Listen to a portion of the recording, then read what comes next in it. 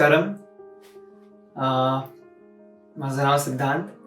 या भागात मी माझ्या हठयोगाचा एक्सपिरियन्स सांगणार आहे. तर मागच्या वर्षी मी 21 दिवसाचा हठयोगाचा जो प्रोग्राम होता, किंवा इंग्लिशमध्ये म्हटलं तर 21 डेज ऑफ हठयोगा, हा प्रोग्राम अटेंड केलेला. हा प्रोग्राम होणार होता ईशागा सेंटरला, जे की कोइंबतूरमध्ये आहे, तामिळनाडू.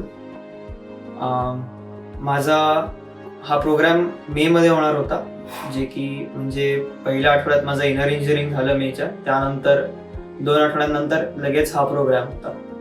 तर ह्याचं रजिस्ट्रेशन तर आम्ही आधीच केलेलं. ज्यावेळेस इनर इंजिनिअरिंगचं रजिस्ट्रेशन केलं, त्यानंतर बाबांनी ह्याचं पण रजिस्ट्रेशन केलं. खरं तर बाबा पण येणार होते, पण ऑफिसवरनं सुट्टी नव्हती मिळत 21 दिवसाची, म्हणून मग त्यांनी ड्रॉपआउट केलं आणि मग मी एकटा जाण्याचं ठरवलं. त्यानंतर मग 29 पासून सुरू होणार होता प्रोग्राम. मग 26 तारखेला रात्री 2ची कोइंबतूर एक्सप्रेस, मुंबई LTT कोइंबतूर एक्सप्रेसनी मी कोइंबतूरसाठी निघालो. हे पहिल्यांदा होतं की मी कुठल्या तरी दुसऱ्या राज्यात चाललोय, ते सुद्धा एकटं. माझ्यासोबत ना माझे मित्र, ना माझे आई बाबा, ना माझं कोणी रिलेटिव्ह. तर करमणूक होती माझ्यासाठी. फार काही नाही, पण एक असतं की स्वतःहून कुठेतरी लांब जाणं. कारण पुणे आणि कोइंबतूरमध्ये 1000 किलोमीटरचा डिफरन्स आहे. तर त्या दिवशी मी चढलो ट्रेनमध्ये आणि मग निघालो मी. अख्ख्या एक दिवसाच्या प्रवासानंतर मग मी कोइंबतूरला पोहोचलो. जसं मी तुम्हाला आधीच्या व्हिडिओमध्ये सांगितलेलं की इनर इंजिनिअरिंग झाल्यानंतर जे मंडळाला ठेवावं लागतं 48 दिवसात, तो माझा पूर्ण झाला नाही इन द फर्स्ट गो. कारण मध्ये हा प्रोग्राम पडत होता आणि मला माहित होतं की मला ट्रेन ट्रॅव्हल करावा लागणार, आणि ट्रेनमध्ये शांभवी करणं तर लिटरली माझी फाटत होती. मी खूप घाबरलेलो, लोक काय म्हणतील मी जर शांभवी करायला बसलो तर ट्रेनमध्ये. मला याची भीती होती की मी जर शांभवी करायला बसलो तर कोणी येऊन हलवलं मला तर, की उठ काय झालं तुला, असं याची भीती होती मला. तर मी ट्रेनमध्ये नाही केलं. तर मंडला माझा तिकडे तुटला. पण मग परत दुसऱ्या दिवशी जेव्हा मी कोइंबतूर स्टेशनला पोहोचलो, तर स्टेशनवर उतरून मी स्टेशनवरती शांभवी केली. तो एक्सपिरियन्स एक वेगळाच होता माझ्यासाठी. कारण त्यावेळेस माझ्या स्टेशनवरती जास्त लोक नव्हते आणि मी एका स्टेशनच्या एका वेगळ्या लांब कोपऱ्यात मी करत होतो. तर तिकडे जास्ती गजबज पण नव्हती. आणि थँकफुली कुठल्या ट्रेन ड्रायव्हरनी तेव्हा हॉर्न नाही मारला. त्या अख्ख्या 45-40 मिनिटाचं जे काही मेडिटेशन होतं तेवढ्या ह्याच्यात. तर शांभवी केली. मग नंतर बस पकडली आणि बस घेऊन मग मी योगा सेंटरला पोहोचलो. ह्या आधी मी कधी आश्रम बघितलं नव्हतं ना कुठलं. मला काही आयडिया होती की आश्रम कसा असेल कसं नाही. पण पहिल्यांदा जेव्हा गेट पाहिलं तेव्हाच मी प्रेमात पडलो ईशागा सेंटरच्या. मग मी आत गेलो, चेक इन झालं माझं. त्या दिवशी 29ला सुरू होणार होता प्रोग्राम आणि मी 28ला येऊन बसलेलो तिकडे. त्यानंतर मग ब्रंच केलं आणि मग इकडे आलो, मेन्स रूममध्ये आलो. आणि मग बाबांना फोन लावला की मी सांगितलं की असं पोचलोय मी आश्रमला. तर बाबा तेव्हा ऑफिसमध्ये होते. तिकडून ते मला फोन सांगतायत की बाबा असं का बरं, आता माझ्या ते अर्धा तास आहे नादाराधनाला, तर तू आता लगेच सूर्यकुंडला जा. मी सूर्यकुंडला गेलो. मग तिकडून फोन लावला. पप्पा म्हणले आता तू लिंग भैरवीला जा, तिकडून मग ध्यान लिंगायला जा. तर असं हे सगळं ते 10 मिनिटाला मला कॉल करून सांगतात, ते सुद्धा ऑफिसमध्ये बसून. एवढे एक्सायटेड तर ते माझ्या 10वीच्या रिझल्टच्या वेळेस पण नव्हते, जितके ते इथे सांगण्यात एवढा इंटरेस्ट दाखवत होते. तर हे सगळं झालं आणि मग आम्ही परत आलो. त्यानंतर रात्रीचं जेवण झालं. मग मेन्स रूममध्ये परत आलो. तर मला ह्याची कल्पना नव्हती की तिकडे आम्हाला बेड्स मिळणार नव्हते, आणि हे मला तिकडे जाऊन कळालं. तर आम्हाला अख्खे 21 दिवस आम्हाला आदियोगी आलयमध्ये हा प्रोग्राम आदियोगी आलयमध्ये होणार होता. तर जितके पण पार्टिसिपंट्स होते त्यांना सगळ्यांना फ्लोअरवरती झोपायचं होतं विथ द योगा मॅट्स. काहीतरी माहिती आहे, क्वचित जणांनाच डॉर्मेटरी उपलब्ध झालेली, कारण आय थिंक 1000 लोक पार्टिसिपेट करत होते आणि डॉर्मेटरीची स्ट्रेंथच काहीतरी 60-100 वगैरे अशी असेल, सगळ्यांना मिळालं नाही. तर त्या दिवशी रात्री मी योगा मॅटवर झोपलेलो आणि मला सतरंजीवर किंवा चटईवर झोपायची सवय बिलकुल नाहीये. मला गादीच लागते झोपायला. पण तेव्हा अशी परिस्थिती झालेली की आता मला झोपावंच लागेल.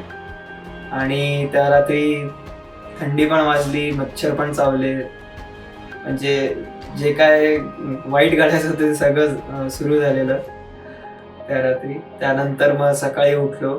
नंतर 3चं रिपोर्टिंग होतं दुपारी 29 तारीखला.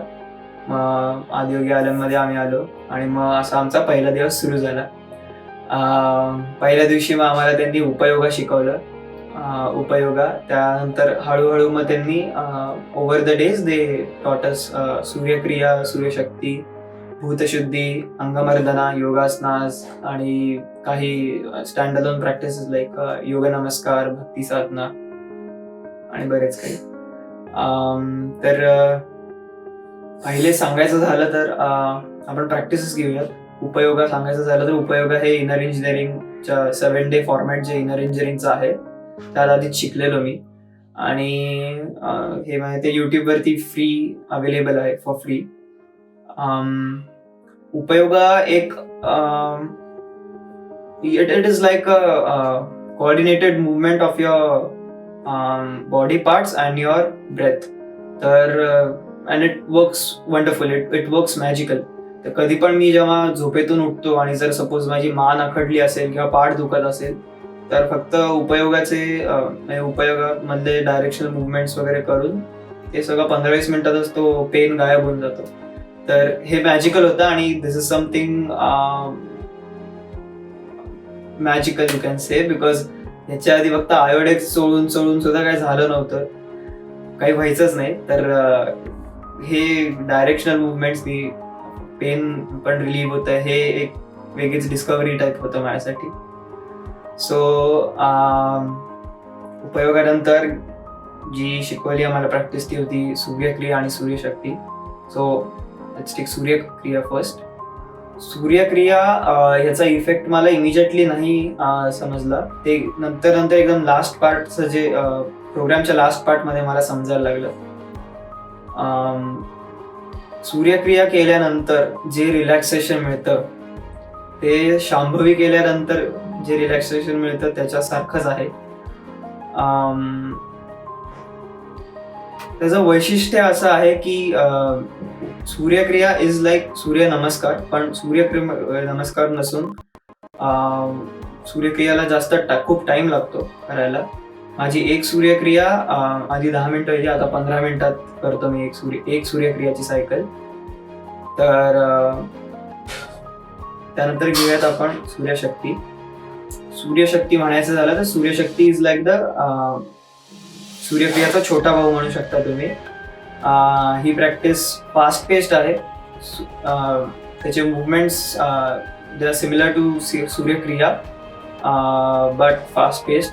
जे आपण इकडे 7 ब्रेथ्समध्ये किंवा 5 ब्रेथ्समध्ये जे करतो तीच मुवमेंट इकडे 1 ब्रेथमध्ये आपण रॅपिडली चेंज करत असतो.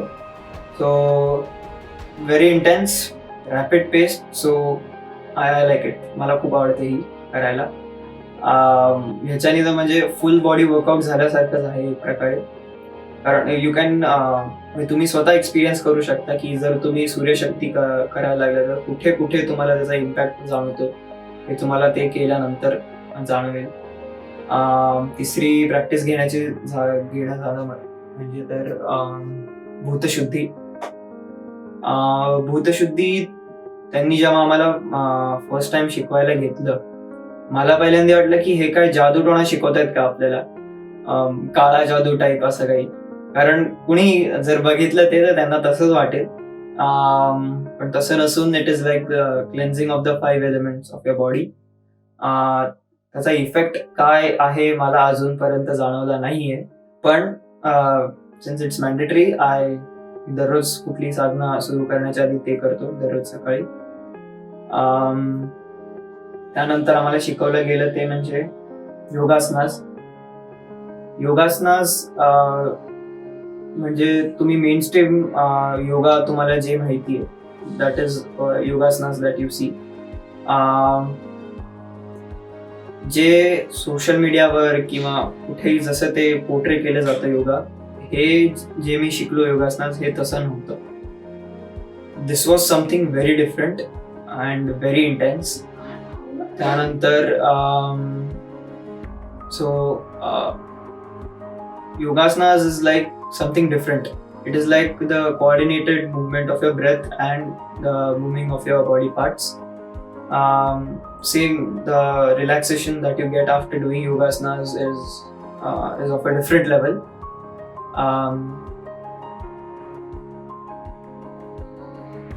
योगासनाचा जो एक्सपिरियन्स होता, ह्याच्या आधी पण मी जेव्हा शाळेत होतो तेव्हा मी 4-5 वर्ष मी योगा करत होतो as an extra curricular activity. आमच्या शाळेत एक्स्ट्रा करिक्युलर ॲक्टिव्हिटीजमध्ये योगा होता, तर मी सलग 4-5 वर्ष मी तेच करत होतो. जे योगा मी तिथे शाळेत जे शिकलो आणि जे इथे शिकलो योगासनास, दिस वॉज कम्प्लिटली डिफरंट. इथे जे होतं ते मेनली बॉडी किती तुम्ही स्ट्रेच करू शकता, कुठपर्यंत तुमचे पोस्चर बरोबर येतं तिथपर्यंत होतं. ह्या साईडला ह्याला स्पिरिच्युअल ॲस्पेक्ट पण होता.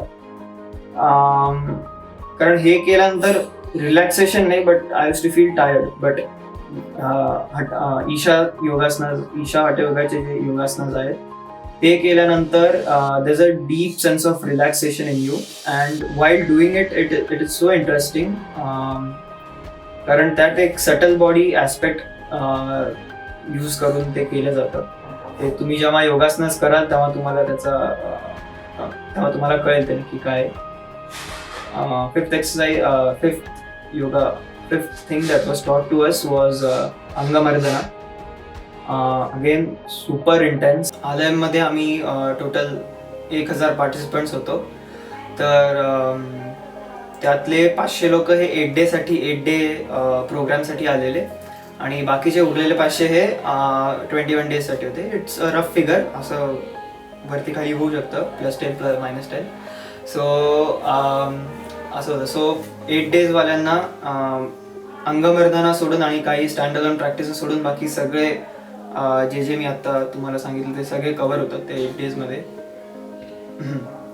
आणि 21 डेजसाठी Angamardana and stand alone practices. So 8 days झालं, 500 लोक गेली, 500 लोक उरलो. आणि त्यानंतर अंगमर्दना त्यांनी शेवटचे 4-5 दिवसच असे उरलेले तेव्हा त्यांनी शिकवायला सुरुवात केली. आणि आम्ही इतके एक्सायटेड होतो कारण अंगमर्दना बऱ्याच लोकांना माहिती आहे की ते किती इंटेन्स फॉर्म आहे. म्हणजे इट इज नॉट लाईक अवघड नाही आहे करायला, जेव्हा फक्त ते दिसायला अवघड आहे म्हणून लोक घाबरतात. सो मी जेव्हा अंगमर्दनाचे फक्त गुगलवरती फोटोज बघितलेले आणि I was in love with it. So ज्या दिवशी ते शिकवणार होते त्याच्या आदल्या दिवशी त्यांनी अनाऊन्स केलं की अनाऊन्समेंट करताना ते असेच क्वेश्चन विचारत होते की तुम्हाला माहिती उद्या काय शिकवणार होतो आम्ही तुम्हाला. आणि सगळे एकदम पंप झाले की अंगमर्दना म्हणून. सो दुसऱ्या दिवशी आम्ही उठलो, मॉर्निंग सेशन झालं. मॉर्निंग सेशनमध्ये अंगमर्दना त्यांनी शिकवायला सुरुवात केली. अंगमर्दनाचा हाफ पार्ट त्यांनी कव्हर केलेला त्या मॉर्निंग सेशनमध्ये. हाफ नाही, 1/4 part you can say. So थोडं कव्हर केल्यानंतर मग सगळ्यांची हाडं दुखत होती. सो मला काय फारसं पेन जाणवलं नाही. तर मॉर्निंग सेशन नंतर आम्हाला एक 2-3 तासाचा एक ब्रेक असतो आणि त्यानंतर मग इव्हनिंग सेशन सुरू होतं. सो त्या 2-3 तासात तुम्ही जेवून घ्यायचं आहे आणि त्यानंतर तुम्हाला झोप काढा, नाहीतर मग you can always visit the temples, the Linga Bhairavi, Dhyanalinga, or you can visit Surya Kund in those hours. तर मी त्या दिवशी ठरवलं झोप न घेता जरा सूर्यकुंडला जावं आणि ध्यानलिंगामध्ये बसावं. So I do it. So मी जातो, सूर्यकुंड वगैरे सगळं करून येतो आणि त्यात 1-1.5 तास जातो. आणि मग आता मी जेव्हा परत येतो आदियोगी आलयमच्या मंडपामध्ये, अर्धा तास उरलाय इव्हिनिंग सेशन सुरू व्हायला. मी येतो आत आणि मला कुठला तरी भलताच वास सुरू यायला लागतो. असं वाटतं कुठेतरी आयोडेक्सचे 3 किलोची अशी बाटली कुठेतरी ओतली अख्ख्या फ्लोअरवर, असा एवढा उग्र वास येत होता त्याचा. आणि मग मी मेन्स रूममध्ये गेलो आणि तिकडे बघतोय तर सगळे ते संजीवनी तैला अंगाला घासतायत. सगळ्यांचे सांधे दुखत होते, सगळ्यांचे शोल्डर्स दुखत होते, सगळ्यांची पाठ दुखत होती. त्यानंतर त्यांचं बघून मला पण पेन व्हायला लागलं. मग मी पण थोडं लावून घेतलं माझ्या मांड्यांना. तसं मग इव्हनिंग सेशन झाला आणि मग असं पुढच्या 2-3 दिवस मग अंगवर्धना कॉन्स्टंटली शिकवत राहिले. सो पेन तर होतं शिकताना, but my experience is that it is super intense. It is like a heaven for a fitness freak that practice.